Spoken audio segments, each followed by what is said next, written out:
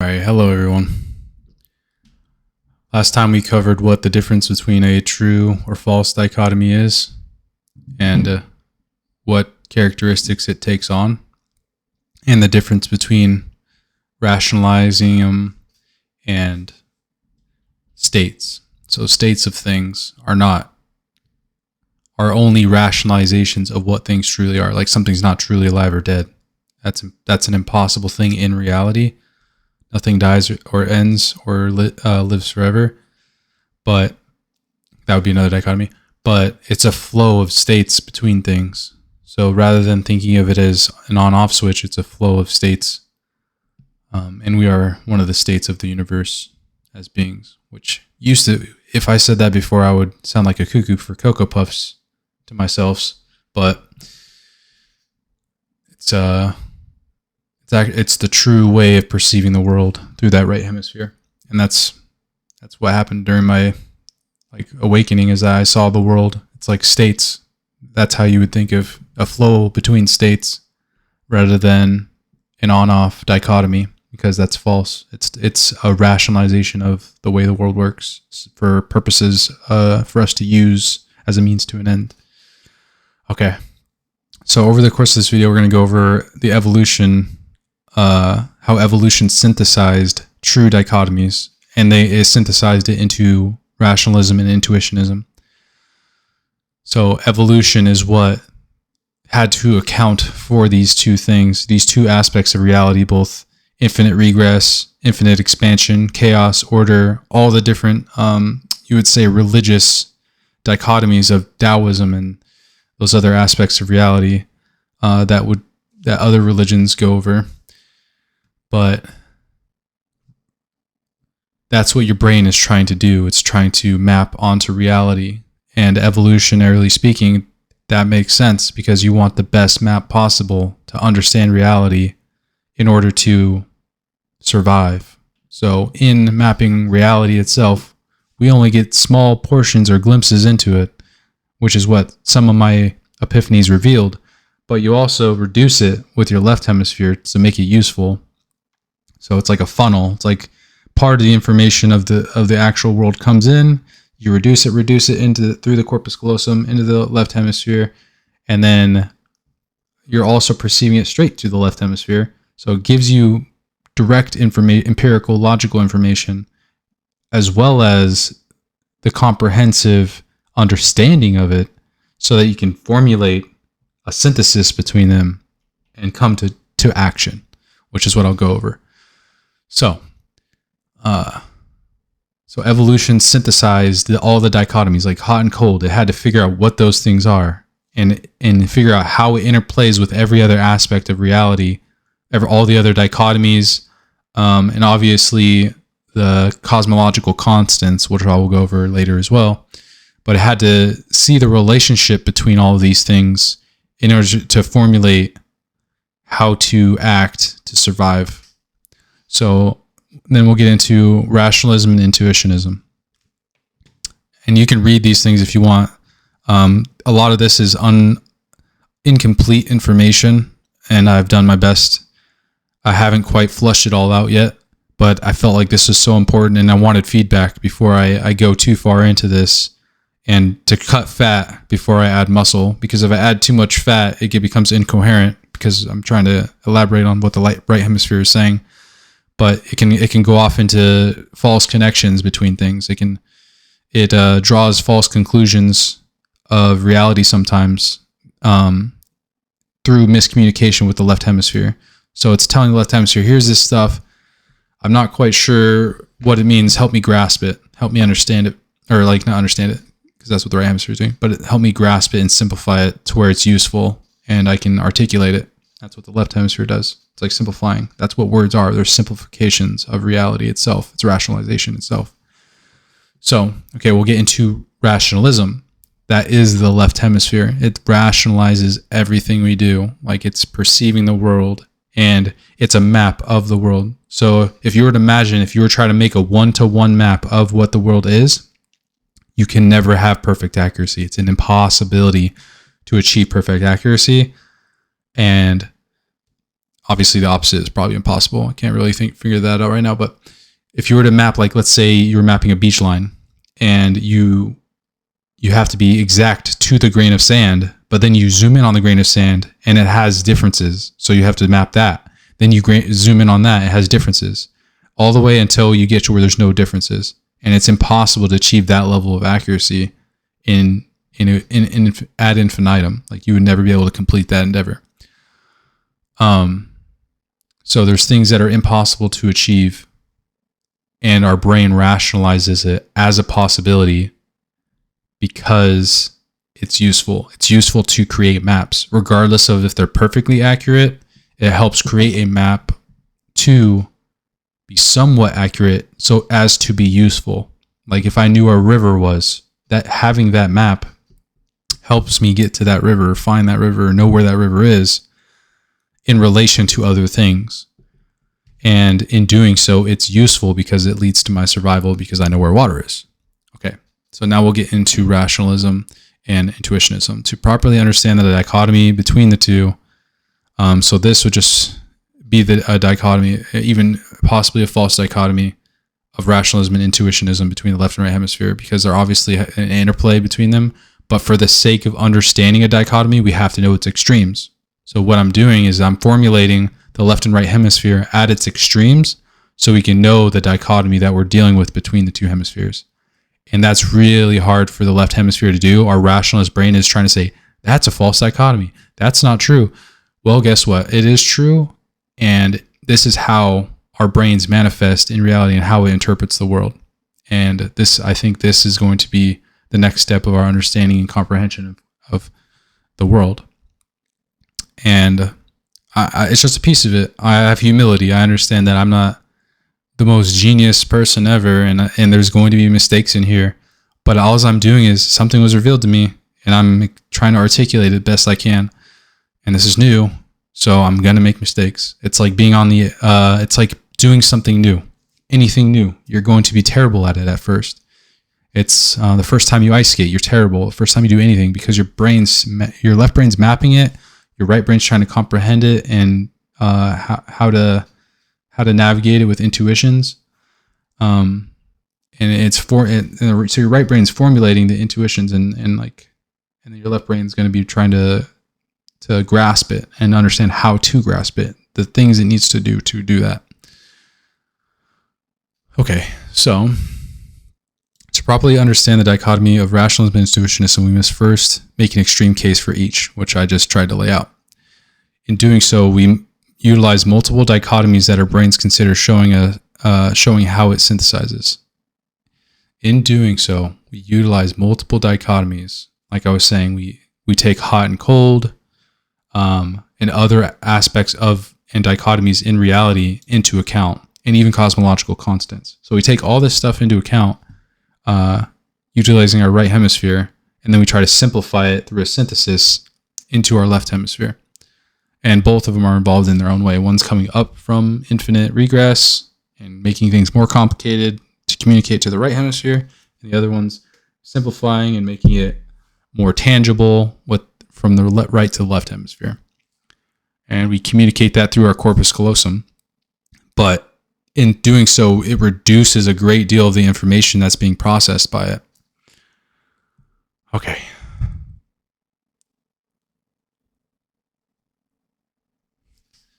In doing so, we utilize multiple dichotomies in our brains. Okay. Calibrates and or rejects the combination of dichotomies. So if we find that a dichotomy is not an accurate depiction of what we're trying to understand, we'll reject that dichotomy. Like if cold and hot has nothing to do with it, then we'll take that out. And that's what science tries to do. It's like, hey, I'm going to take only these specific things into account and ignore everything else. And sometimes that goes wrong. We rationalize incorrectly and we don't hold enough things into account. But the right hemisphere sometimes holds too many things into account. And it's like, hey, what's a good example? If you're trying to build a boat and, there's very specific things you need to do, sometimes you add extra fat, which is why like the first time we build stuff, we're very bad at it. Like when a company it builds a new technology, it's terrible, but they slowly reduce it to the things that are necessary and it becomes more coherent and specific and I would say perfected to its use case. And that's what our left hemisphere is doing. So it's something that happens over time. The right hemisphere comes up with the idea. It's like, whoa, here's all these connections that we can make between like a screen you can touch and manipulate with your finger rather than press a bunch of buttons that are physical. And then the left hemisphere is like, okay, cool, I'm going to try to get this solved. And then it tries to solve it over time, and it slowly reduces it to the necessary components necessary to facilitate that goal. And then you reach it.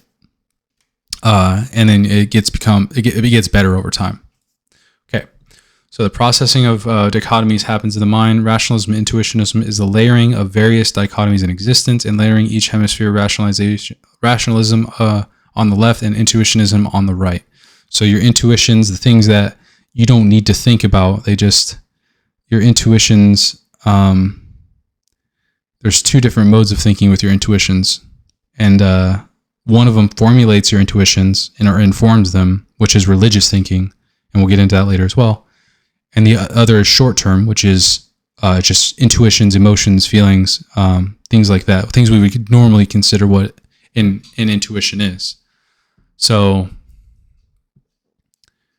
in the left hemisphere is rational, logical, cold, simplifying. So I'm going to go over this dichotomy of how rationalism and intuitionism manifest in reality. So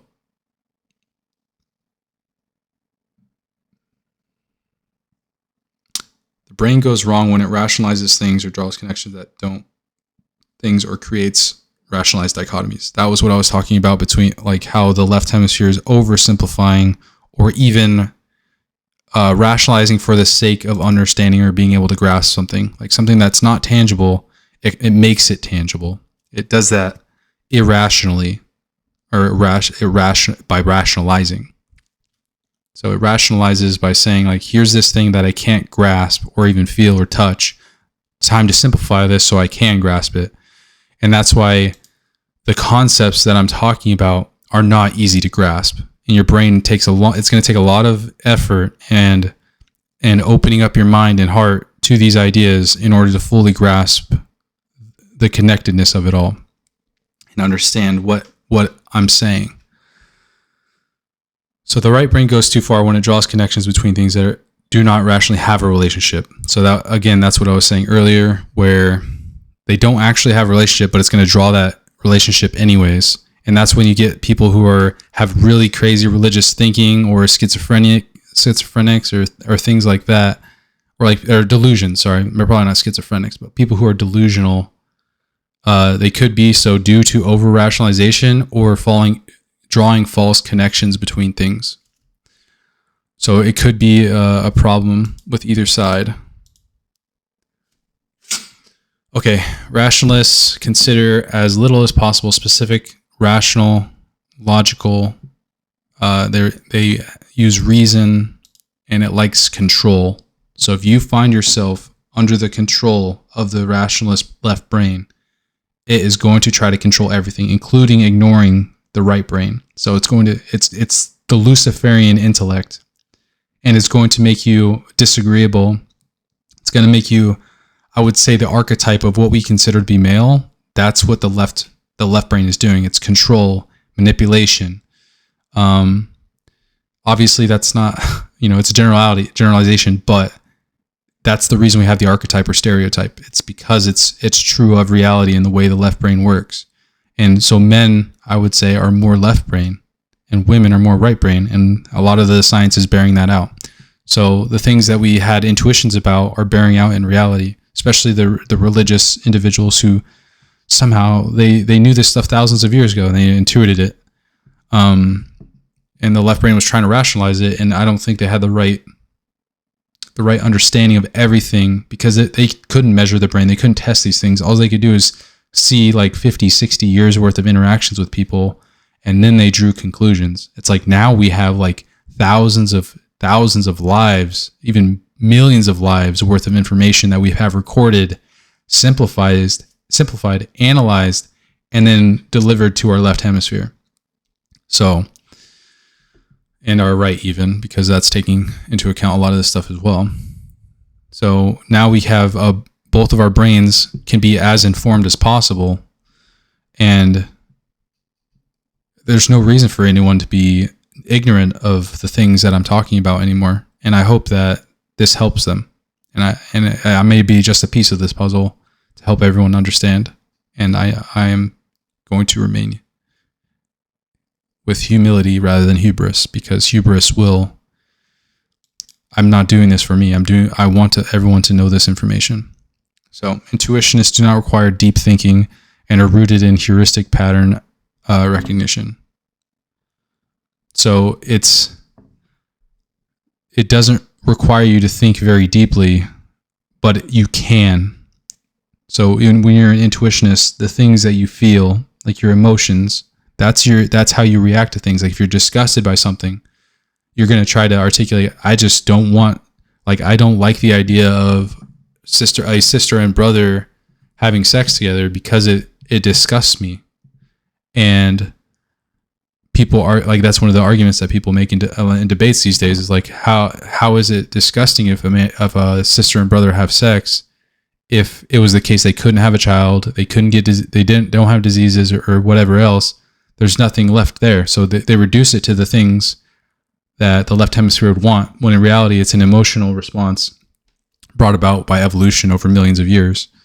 So that's the reason why. And unless we completely ignore the right hemisphere and say, like, I don't care about how you feel about this, then that's the only way you can get to that conclusion. But it's not to say that aspect of reality is right or wrong. It's just to say that this is how the left brain and right brain would see it. It's like, if I can rationalize a way that it's not wrong, then it doesn't matter what the right brain says. And that's not the right way to think about it. You want the right brain to be in control. You want religion and your meaning and purpose, or meaning, to be the thing that controls your life, not your rationalizations of the world, which aren't actually mapping onto reality. They aren't reality itself.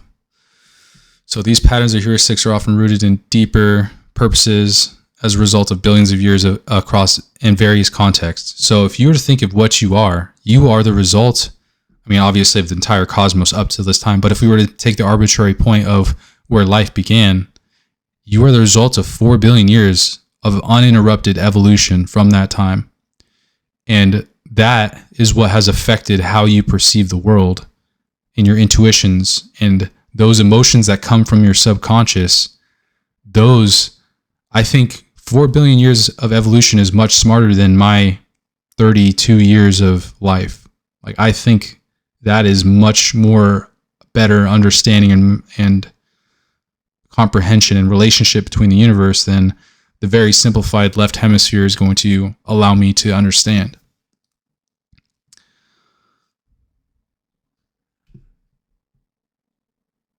Okay, so these intuitions are not as susceptible to change, and being a result of our evolution over time makes them much deeper rooted and less malleable. Regression to the mean. Okay, so this is like, I'm talking about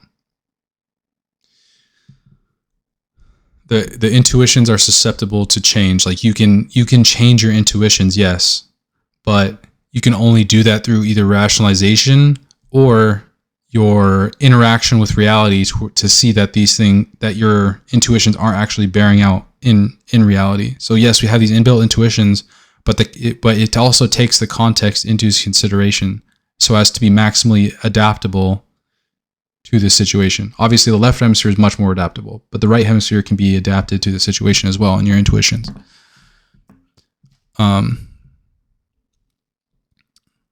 So deeper rooted, less malleable. Regressing to the mean. So, like, obviously, there's the various contexts that your brain can be involved in and perceive and live out. But on average, it's going to regress back to the mean. So it's like, it doesn't matter the context. If you go back to what the average context is, or even some other various context, everything's going to regress back to the mean. So whatever evolution has selected for, which is that normal distribution we learn in science, it's that average person. We can shift based on context where the center of that normal distribution lies, but over time it's going to regress back to the mean that was selected for by nature. So that's how our intuitions work, and those are formulated in all the different aspects of our personality, which is the big five, neuroticism, own spectrum with limits on each side, and we're trying to get to the center, and that's where everyone should want to be in terms of where their intuitions lie. So your intuitions there's Jonathan Haidt's moral foundations theory. That is those are your moral dichotomies. And then you have the big five, which are your personality dichotomies.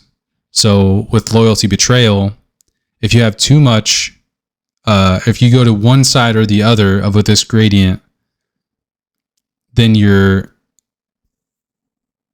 not being proper to yourself. And I'll get into that later. But okay, so regression expansion.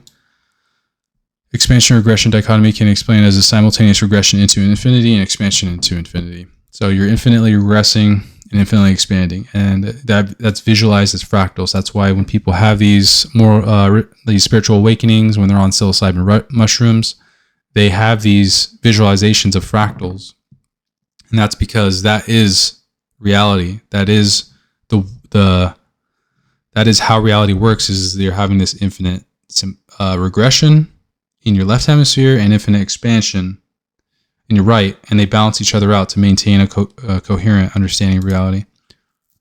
But the right brain should still be in charge. Okay, so manifesting thoughts. Okay, so this is what I was talking about. So there's a short-term perspective, and long-term perspective. This is the dichotomy of time. You're trying to balance these two things as well. So you have heuristics and what I call affect, which is what I think is a short-term,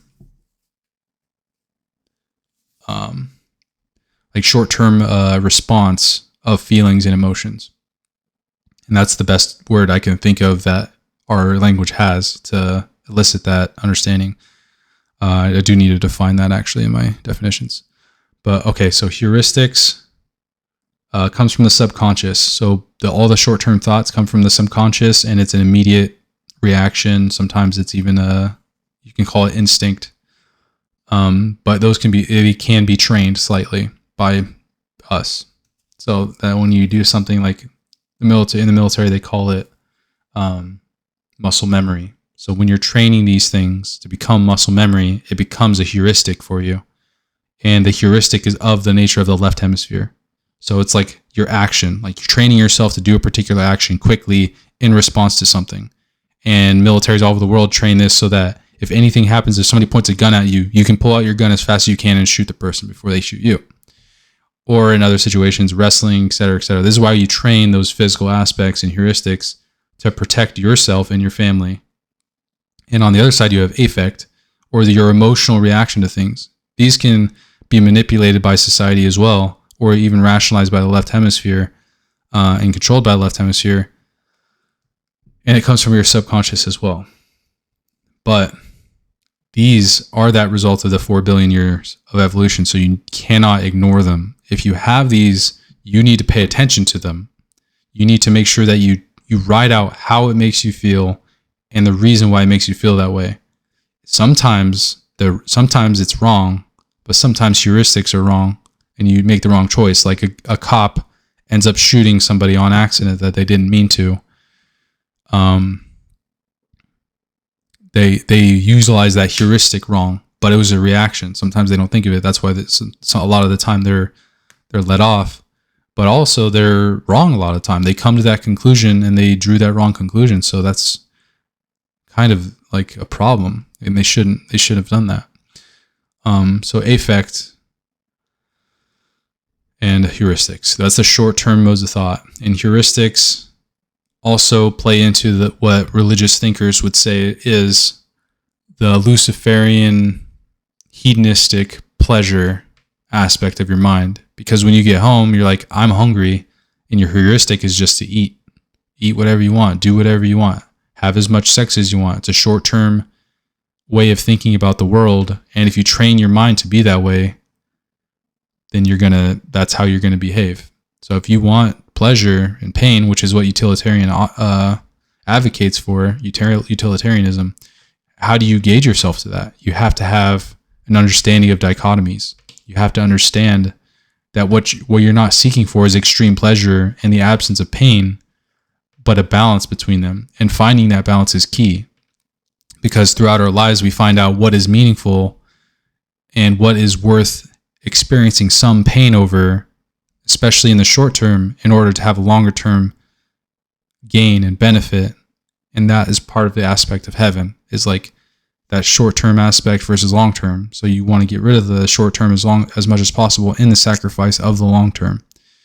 And also your views of reality and your personality and your spirit and the influence you have on others echoes through eternity. Because if you interact with somebody, well, they're going to have an interaction with somebody else because of that forever. Like, so it's going to affect everyone forever in perpetuity. So your actions have very real consequences into eternity. And that is what religious people try to say. It's like, you have a butterfly effect within each one of us. Be the best person you can be. Take dichotomies into account. Try to seek heaven and all these other aspects of meaning that they try to portray. These things are real. And a lot of the